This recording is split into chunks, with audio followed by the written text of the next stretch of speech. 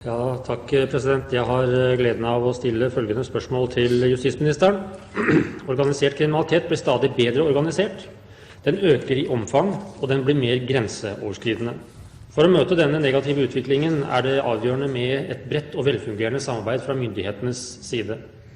På hvilken måte mener statsråden vi best kan sikre et effektivt samarbeid mellom politi, andre statlige etater og kommuner, slik at informasjon, tiltak og oppfølging skjer systematisk mellom disse i bekjempelsen av organisert kriminalitet og annen samfunnstruende virksomhet?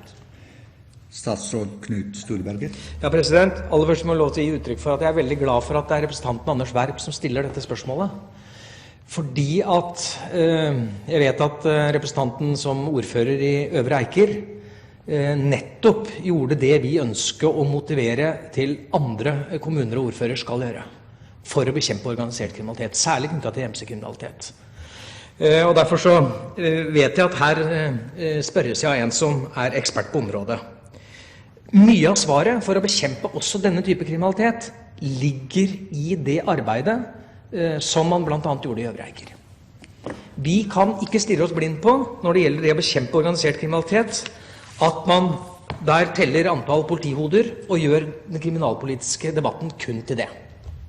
Det er helt avgjørende at vi blant annet tar i bruk de politirådene som er etablert nå, slik at flere kommuner enn Øvre Eiker faktisk får blikk om at her har man lokalpolitiske virkemidler som man kan bruke, enten det er plan, bygningslov, spørsmål om alkohollovgivning osv., som kan brukes, og som må brukes for å kunne forebygge kriminalitet. Så er det helt avgjørende, særlig opp mot den organiserte kriminaliteten vi ser, som nå i de siste månedene har vært mest synlig i forhold til mobil vinningskriminalitet, at politiet også rustes opp til å ta dette. Derfor er det iverksatt flere tiltak i forhold til dette. Jeg lanserte i august 2009 en 10-punkts tiltaksliste for å styrke bekjempelsen av slik kriminalitet og styrke samordningen innad i politiet. Det er bakgrunnen for at vi styrker utrykningspolitiet, Kripos og enkelte utvalgte politidistrikter med så mye som 45 stillinger, og som skal være på plass i løpet av dette året, helst innen sommeren. Så er det også sånn at jeg mener at det er helt avgjørende at vi får på plass den grensepakka som er vedtatt i statsbudsjettet, der man altså styrker den grensenære politikontrollen. DNA-reformen, som vi i løpet av de siste årene har brukt over 100 millioner kroner på hvert år, er også helt avgjørende for å kunne fange opp denne type kriminalitet, sammenholdt med den avtalen som vi nå har inngått med Den europeiske union om norsk deltakelse i Prüm-avtalen, hvor vi altså gis mulighet til å søke på DNA i andre lands databaser, helt avgjørende for å møte organisert internasjonal kriminalitet når vi har spor, og det har vi jo heldigvis i mange av sakene. Så vil jeg også peke på at det er helt avgjørende at vi får på plass flere bilaterale avtaler med aktuelle land. Der jobber vi jo med Romania. Jeg hadde møte med den serbiske justisminister i går. Diskuterte bl.a. spørsmål om soningsoverføring, slik at de utenlandske borgere som tas her, kan sone i hjemland. Det er veldig vanskelig, det tar tid, men det er en veldig viktig del av dette. Men jeg vil igjen avslutte, president, med å si at den kriminalpolitiske debatten er ofte konsentrert rundt politi og fengsler, og vi trenger søkelys på å få liv inn i politirådene, slik at vi får virkemidler lokalt. Ja, takk, president. Jeg takker for svaret. Statsråden peker på mange viktige ting, ingen tvil om det.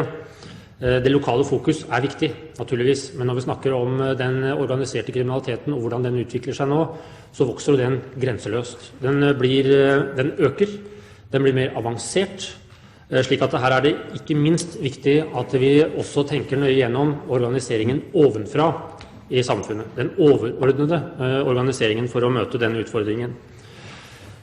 Disse miljøene bruker trusler og frykt i økende grad som virkemidler for å få det som de vil.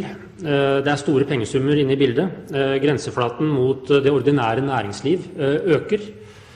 Så mitt oppfølgingsspørsmål er: hva ønsker statsråden å gjøre for å involvere flere statlige etater utenfor politiet? For politiet kan ikke løse dette alene, det er jeg og vi helt enige i. Men hva vil statsråden gjøre for å involvere flere statlige etater i et systematisk, målrettet arbeid mot organisert kriminalitet? Statsråd.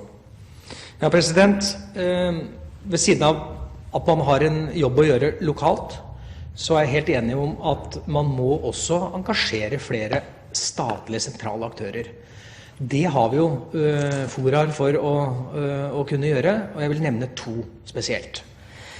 Det første er at samarbeidet med tolletaten er helt avgjørende. Hvis man skal kunne gjøre noe i forhold til den grensenære kriminaliteten, og kunne komme i inngrep i forhold til organisert kriminalitet, særlig knyttet opp mot narkotikatransport. Der vil jeg ikke anbefale Stortinget å gå i den retning som Fremskrittspartiet har gjort, ved å foreslå betydelige kutt i forhold til dette. Det andre er at vi må gå etter pengene. Slik at den innsatsen som nå gjøres mellom hvitvaskingsteamet på Økokrim og skatteetaten er helt avgjørende. Og det å kunne få bedre informasjonsflyt mellom disse etatene, det jobbes det jo med, og det er gjort mye. Og vi ser at antall inndragninger nå øker for å ramme pengene i systemet. Representanten Werp. President, jeg takker også for dette svaret. Vi er jo kjent med, dessverre, veldig godt kjent med utviklingen innen organisert kriminalitet. Den øker, som nevnt. Dette må møtes bredt, og vi har behov for å komme med raske tiltak. Ikke ad hoc tiltak, ikke prosjektpregede tiltak, for å møte det vi vil kalle denne samfunnstruende virksomheten. I en situasjon hvor dette er kjent, så er det likevel viktig å stille et kritisk spørsmål til justisministeren. Hva er det som har begrenset, eller begrenser statsråden til å ta et bredt initiativ i forhold til andre statlige etater? Toll, viktig, skattemyndigheter, NAV, også kommuner, for å møte dette systematisk. Tiden går, og dette utvikler seg raskt negativt. Her må vi komme på banen med samordnet statlige tiltak. Hva begrenser statsråden i å gjøre det? Statsråd. President, jeg oppfatter ikke sånn at det er særlige begrensninger i forhold til å ta initiativ overfor andre statlige etater. Og initiativene er tatt, og må også i fremtiden tas. Særlig i forbindelse med de hovedprosjekter som vi har satt inn mot organisert og særlig mobil vinningskriminalitet, den innsatsstyrken som er i ferd med å bli etablert. Det er helt åpenbart at de foraene hvor man der har samarbeid mellom skatteetat, tolletat og andre offentlige etater, er helt avgjørende. Bare det å gå et dypdykk inn i situasjonen rundt drosjekriminaliteten i Oslo viser jo nødvendigheten av at disse etatene samarbeider. Slik at de initiativ som der er tatt, der finnes det jo flere koordineringsgrupper, og den innsats som gjøres på hvitvaskingsteamet og så videre, som jeg nevnt gjennom mitt forrige innlegg, er jo helt avgjørende.